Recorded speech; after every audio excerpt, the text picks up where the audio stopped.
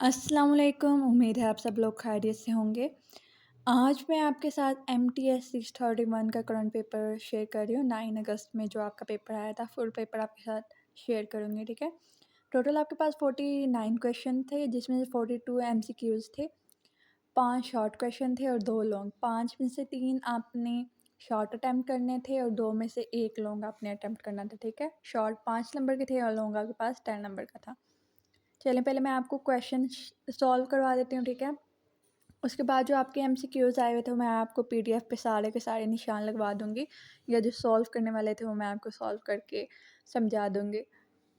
Integration का हमें function दिया हुआ है, ठीक है। लोअर लिमिट हमारे पास 1 है, अपर लिमिट हमारे पास क्या है, इन्फिनिटी, और फंक्शन क्या है, log x plus sin x divided by under root x, ठीक है।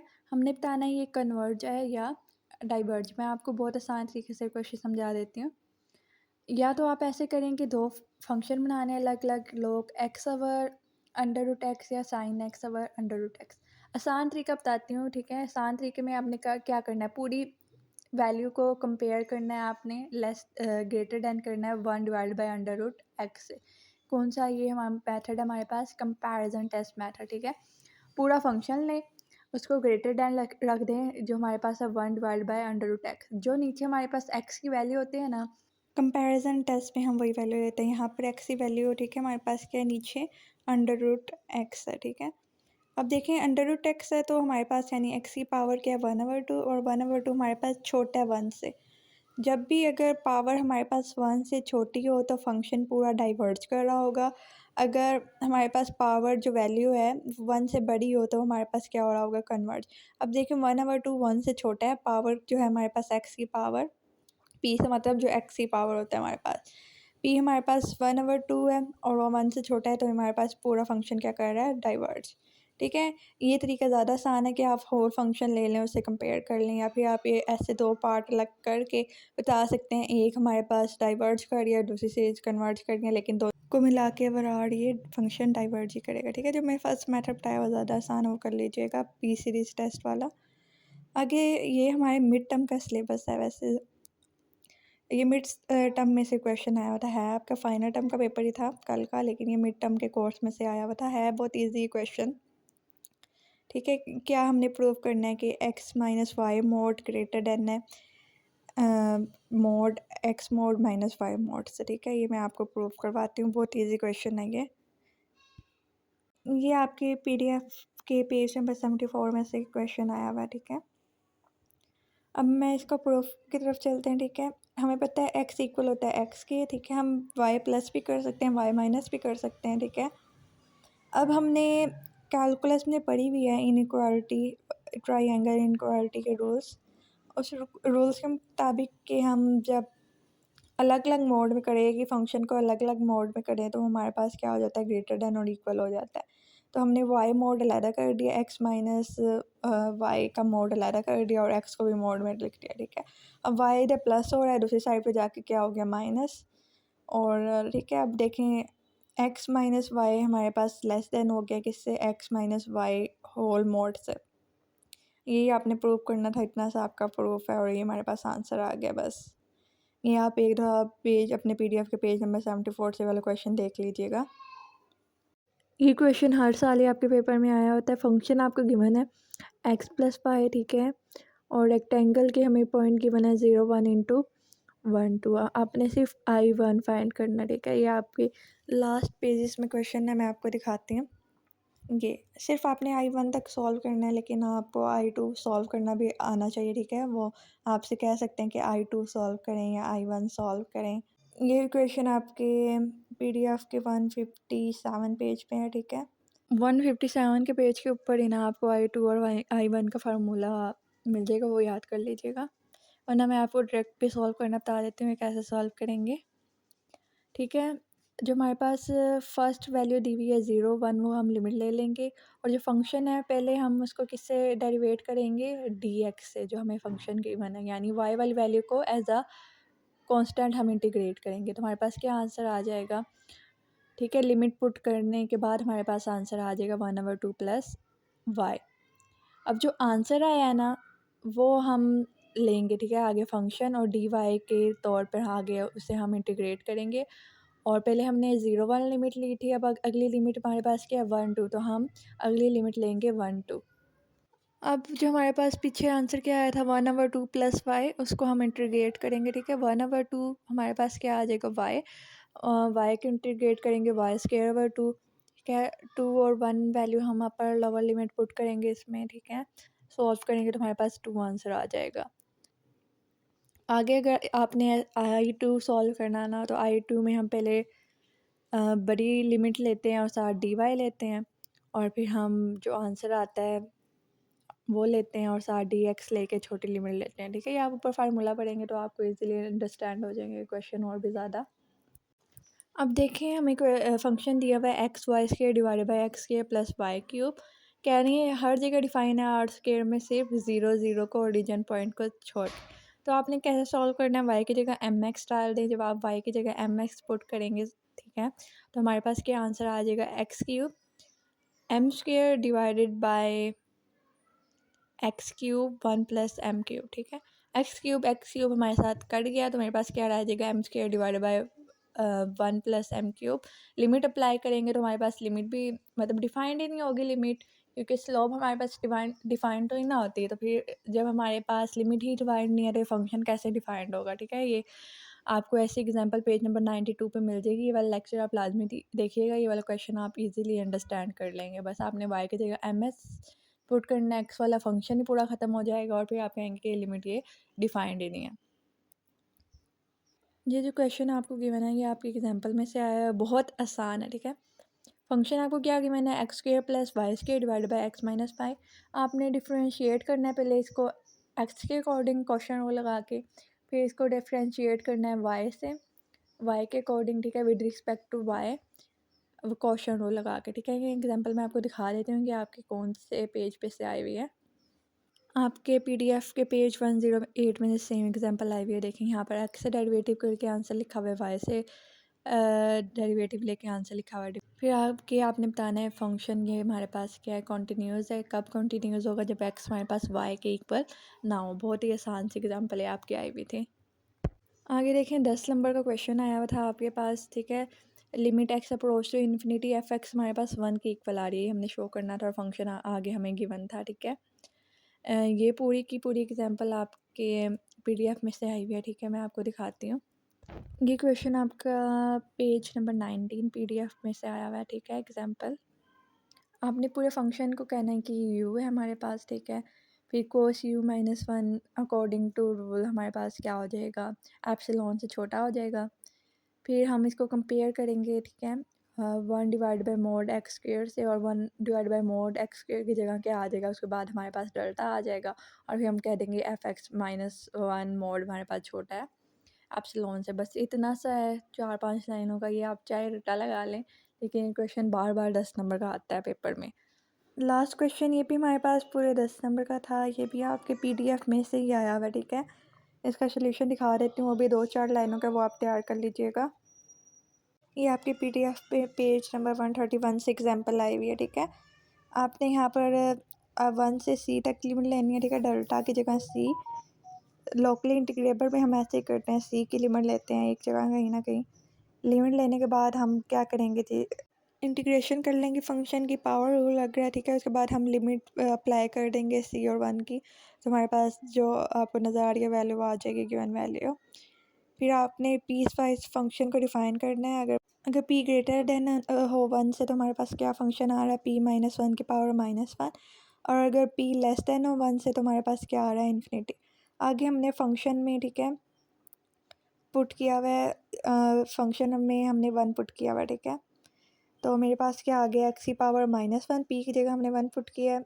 एक्स की पावर -1 कब होता है, लॉग आ जाएगा मेरे पास, ठीक है, log of c. Log of c कैसे आया आंसर, लॉग ऑफ एक्स ही आता है, लेकिन आप लिमिट पुट करेंगे 1 और 0, तो लॉग ऑफ सी आ जाएगा। और सी हमारे पास इन्फिनिटी को अप्रोच कर रहा है, तो हमारे पास आंसर क्या आ जाएगा, इन्फिनिटी। पहले मैं आपको वो एमसीक्यूज बता देती हूँ जो आपके मिड टर्म के कोर्स में से उठा के दिए हुए थे। जैसे एक क्वेश्चन दिया हुआ था, ठीक है, फोरियर सीरीज़ में हम उन्होंने पूछा था कौन सा फंक्शन यूज़ होता है, कोस वाला साइन का या कोस और कॉज और साइन दोनों का, या फिर कोई भी नहीं। तो राइट ऑप्शन क्या है, साइन एंड कोसाइन दोनों फंक्शन यूज़ होते हैं हमारे पास फोरियर सीरीज़ में। आगे उन्होंने पूछा हुआ था ऑड फंक्शन। ठीक है, आप सिंपल याद रखने, ऑड फंक्शन वो वाला फंक्शन होगा जिसमें साइन आ रहा हो। ठीक है, क्योंकि साइन अपना जो माइनस वाला साइन होता है वो अब्जॉर्व नहीं करता कोस की तरह। तो जिस भी फंक्शन में साइन आ रहा हो हमारे पास कौन से फंक्शन होंगे, ऑड फंक्शन। और आगे आपको ये वैल्यू गिवन थी। ठीक है, अब देखिए जो फर्स्ट वाला आपको गिवन था सॉल्व करने के लिए, उसके बाद जो हमारे पास दूसरी इंटीग्रल है वो 1 से 1 तक की है। सेम इंटीग्रल हो तो हमेशा आंसर क्या आएगा, 0। अगला देखें जी, डी वाई के तौर पे इंटीग्रेट करें तो हमारे पास क्या आ जाएगा, 1 है तो 1 की जगह इंटीग्रेट करेंगे तो वाई पुट करेंगे, लिमिट तो 1 माइनस 0, अगैन हमारे पास 1 आ जाएगा। फिर हम सॉल्व करेंगे, एक्स आ जाएगा तो लिमिट पुट करेंगे 1 माइनस 0, तो 1 हमारे पास आंसर आ जाएगा इस एमसीक्यूज़ का। अब जो सारे एमसीक्यूज़ आपके आए हुए थे ना फाइनल टर्म के कोर्स में से, वो मैं आपको निशान लगवा देती हूँ पीडीएफ पे। ठीक है,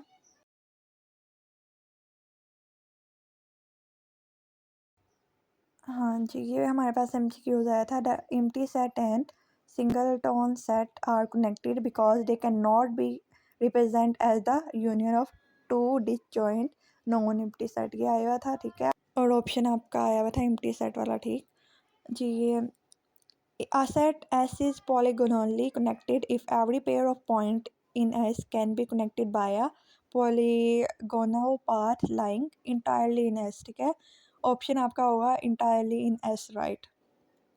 An open set S in R power n is connected if and only if it is polygonally connected। आगे चलते हैं। आगे ये जो है आपकी एग्जांपल है ना, F x divide by x square plus y square, अगर हम यहाँ पर पुट करें एक्स वाई की जगह तो हमारे पास क्या आंसर आएगा, 1/2। और अगर हम पुट करें माइनस एक्स तो हमारे पास क्या आंसर आएगा, -1/2। ये दोनों ही एमसीक्यूज आए हुए थे आपके पेपर में।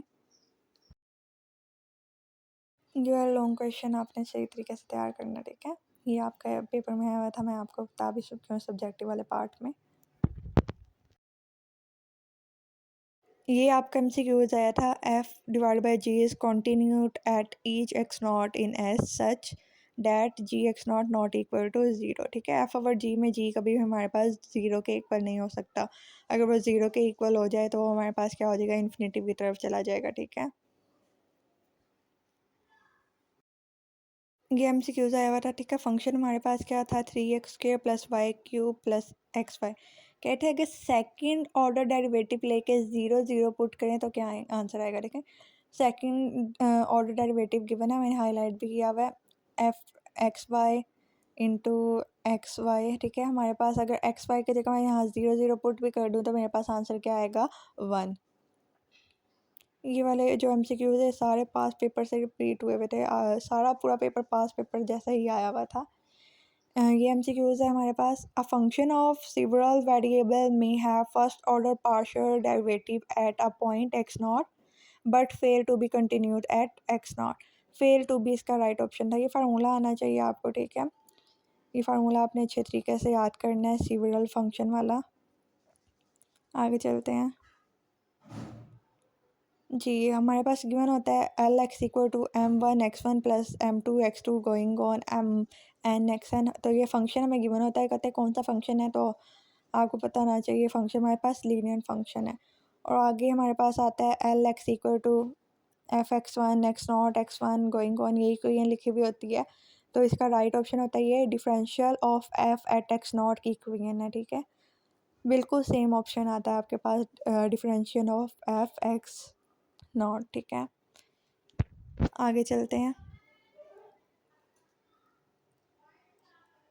ये जितने एमसीक्यूज़ हैं बार बार रिपीट होते हैं, ये आपके पेपर में भी यही एमसीक्यूज़ आएंगे। तो ये आपने ये सारी चीज़ जो मैं आपको बता रही हूँ करंट पेपर वाली, ये पूरा अच्छे तरीके से तैयार करना है। ये आपने बिल्कुल मिस नहीं करना। ठीक है, एफ इट कॉन्टीन्यूस डिफरेंशिएबल। ठीक है, continuous differentiable as a MCQs आता है of a subset S of R and if S is contained in an open set of which fx1 fx2 going of x f x and R continuous। ठीक है, right option क्या होगा, continuous differentiable. ये example I हुई थी आपके paper में, ये एक दफ़ा देखिएगा लाजमी, बहुत ज़्यादा आसान है, लाजमी कीजिएगा। आगे चलते हैं, ठीक है। Tangent line is the limit of the second line, ठीक है, हमारे पास राइट ऑप्शन होता है थ्रू द पॉइंट, ठीक है। टेंजेंट लाइन कहाँ से गुजरती है? सेकंड लाइन से। सेकंड लाइन आपको ऑप्शन में गिवन होता है और वो आपका राइट ऑप्शन होता है, ठीक है। आगे चलते हैं। ये एमसीक्यूज आपका पीछे से ही आया हुआ था मिड टर्म के कोर्स में से कि x equal to x not plus T U, ये कौन सी लाइन होती है? तो ये सेगमेंट लाइन होती है। पीछे वाले कोर्स से मुझे ये निकालना भूल गया था, लेकिन आप याद रखें कि x equal to x not plus U T कौन सी है? हमारे पास सेगमेंट लाइन है, ठीक है। आगे हमारे पास है मैक्सिमम पॉइंट कब होगा? जब हमारे पास एफ एक्स नॉट बड़ा हो या बराबर हो एफ एक्स के। और लोकल मिनिमम कब होगा पॉइंट हमारे पास? जब एफ एक्स नॉट छोटा हो हमारे पास एफ एक्स से। ये आपने दोनों एमसीक्यूज याद रखने हैं, ये हमेशा ही पूछे जाते हैं। चेन रूल में से आपके हमेशा हर साल 3-4 ऑप्शन लाजमी आए हुए होते हैं। इस साल आपके 4 ऑप्शन आए हुए थे पेपर में, दिखाती हूँ कौन कौन से। पूरा फंक्शन आपको गिवन होता है, एक्स गिवन होता है, आर कोस थीटा, वाई भी गिवन होता है, आर साइन थीटा। से आते हैं कि आपके एमसीक्यूज के फार्मूला पूछा होता है, partial H over partial R, partial H over partial theta का फार्मूला, ये मैंने फार्मूले आगे लिखे हुए हैं। और आगे फिर उन्होंने कहा होता है सॉल्व करके क्या आंसर आएगा, ठीक है। ये जो चारों ऑप्शन आते हैं और इस साल पे पेपर में भी आए हुए थे, तो ये आपने सारे अच्छी तरह तैयार करने हैं चारों ऑप्शन। साथ साथ आप अपने पीडीएफ पे भी निशान लगा सकते हैं, ताकि आप जब आप तैयारी कर रहे हो तो अच्छे तरीके से एमसीक्यूज पढ़ लें, ठीक है। आगे ये आया था S is an open region, तो क्या होगा? एस इज़ हमारे पास क्या होगा? पॉलीगोनली कनेक्टेड होगा। ये एमसीक्यूज हमारे पास आया हुआ था। आगे चलते हैं।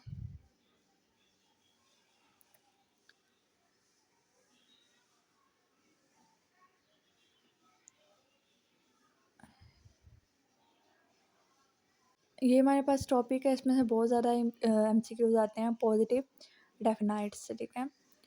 कैसे एमसीक्यूज आते हैं? अगर पी एक्स ग्रेटर देन 0 से, तो हमारे पास पी क्या होगा? Positive semi definite. और अगर एक्स इक्वल हो एक्स नॉट के, तो पी मेरे पास क्या होगा? Positive definite. और एक्स नॉट इक्वल हो एक्स नॉट के, तो मेरे पास क्या होगा? Negative definite. दोबारा देख लें, अगर पी एक्स ग्रेटर देन हो 0 से, तो मेरे पास क्या होगा? Positive semi definite. अगर एक्स इक्वल हो एक्स नॉट के, तो मेरे पास क्या होगा? Positive definite. और एक्स नॉट के इक्वल ना हो, तो मेरे पास क्या होगा? Negative definite. ये तीनों एमसीक्यूज हमेशा हर साल पेपर में आते हैं। P can not B semi definite if और इज ऑड, ये एमसीक्यूज भी आया हुआ था। ये जो मैंने तीनों एमसीक्यूज बताए हैं, ये आपने बहुत अच्छे तरीके से तैयार करने हैं। लोकल इंटीग्रेबल की आपको डेफिनेशन भी आनी चाहिए, पिछले साल पेपर्स में भी आई हुई थी, इस साल एमसीक्यूज आया हुआ था। F is locally integrable on a interval I if f is dash, ठीक है। डैश मतलब ऑप्शन आया हुआ था integrable on every finite close sub interval of I, तो राइट ऑप्शन मेरे पास इसका इंटीग्रेबल था। आगे क्या है जी? Limit A B F x D x is said to be improper integral that converge to the limit. अगर कन्वर्ज कर रहा हो लिमिट को, तो हमारे पास क्या होगा? इम्प्रॉपर इंटीग्रल होगा। आगे चलते हैं।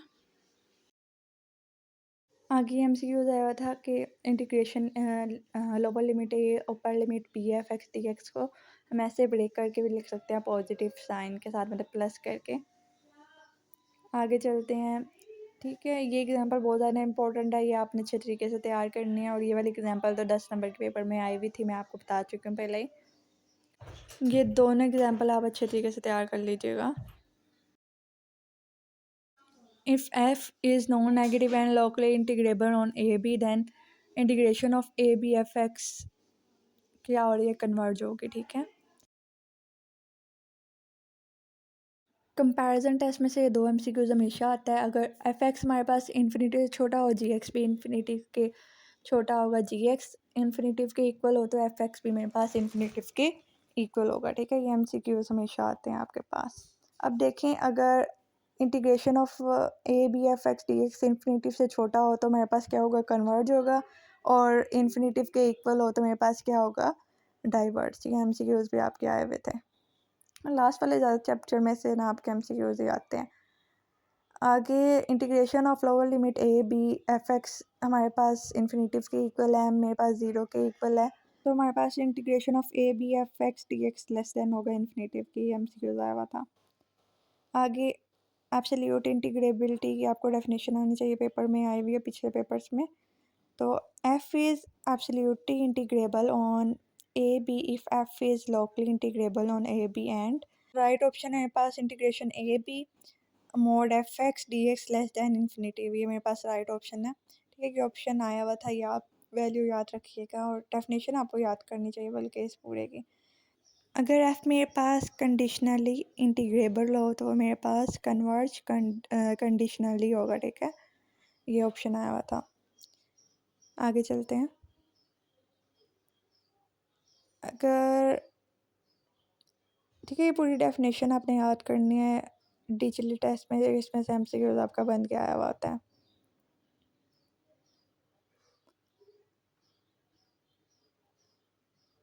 रिमेन सम में से आपका ना एक लाजमी आता है शॉर्ट या लॉन्ग क्वेश्चन, तो ये आपकी जो एग्जांपल है ये आप तैयार कीजिएगा।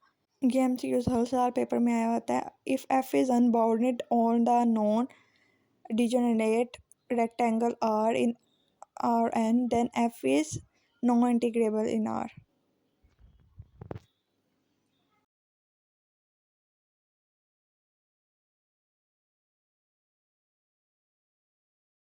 अगर फंक्शन के ऊपर वाली साइड पे हमें बार नज़र आए तो ठीक है, ये अपर इंटीग्रल नज़र आए तो मेरे पास क्या होगा, इन्फिमम ऑफ ऑल अपर सम। और अगर आपको लोअर इंटीग्रल नज़र आए तो क्या होगा, supremum of all lower sum. ठीक है, ये ऑप्शन है दोनों आपने याद रखने हैं। जी, ये MCQs आता है।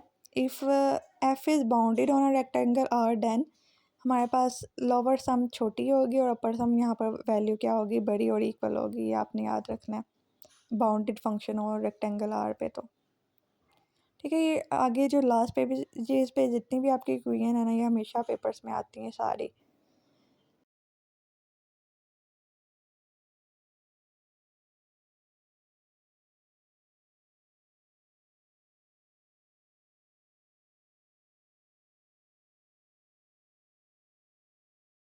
If f is integrable on a rectangle R then सारी वैल्यू, ठीक है, लोअर सम अपर सम और सिंपल, ये हमारे पास सारी इक्वल होगी। ये लास्ट वाले लेसन में जितनी भी स्टेटमेंट थ्योरम्स हैं ये आपने लाजमी रीड करनी है। ठीक है, a bounded function f is integrable on a rectangle R if and only if जब लोअर और अपर सम दोनों आपस में क्या हो, इक्वल हो। ठीक है, इनकी इंटीग्रेशन आपस में इक्वल हो। आगे चलते हैं। इफ़ f इज़ कंटिन्यू और rectangle R in Rn then f is integrable. Continuous है तो इंटीग्रेबल भी होगा। And any bounded set E with only finite many limit point has zero content। तो ऑप्शन यहाँ पर आपके पास लिमिट पॉइंट था। हाँ जी, integration s f x D x equal होगी integration of r f s x D x के। ठीक है, रेक्टेंगल कॉन्टेन एक्स, ये फार्मूला आपने देख लेना अच्छी तरह से। ये डिफरेंट सरफेस की डेफिनेशन आपने अच्छी तरीके से पढ़नी है, इसमें से कोई ना कोई एक MCQ कॉन्सेप्टली तौर पे बना के दे देते हैं वो आपको, तो आपको ये डेफिनेशन अच्छे तरीके से आनी चाहिए। ठीक है, ये फार्मूला आप रीड कीजिएगा। आगे नीचे क्या लिखा हुआ है, if and G are integrable on S then, तो इनका प्रोडक्ट भी हमारे पास इंटीग्रेबल होगा। ऐसे ही ऑप्शन आता है कि एफ एंड जी कॉन्टीन्यूस है तो एफ ऑफ जी भी हमारे पास क्या होता है, कॉन्टीन्यूस होता है। ठीक है, ऐसे ऑप्शन आते हैं आपके पास। ये ऑप्शन भी आया हुआ था, f is integrable on set S1 and S2 कब होगा, जब वो S1 यूनियन S2 होगा। जितने भी सारे ऑप्शंस आए हुए थे, ठीक है, 42 और जितने भी क्वेश्चंस आए हुए थे वो सारे मैंने आपको सॉल्व करवा दिए। ठीक है, और ये लास्ट वाले जो क्वेश्चंस है आपके लास्ट के पेजेस पे मैंने आपके सब्जेक्टिव पार्ट में आया हुआ था, ये आपने अच्छे तरीके से तैयार करना है और इंशाल्लाह आपका यही सारा पेपर आया होगा और आपने कमेंट में आके बताना है कि आप में आपका पेपर इसमें से कितना आया। ठीक है, वीडियो को लाइक और चैनल को सब्सक्राइब करना मत भूलिएगा। अल्लाह हाफिज़, टेक केयर।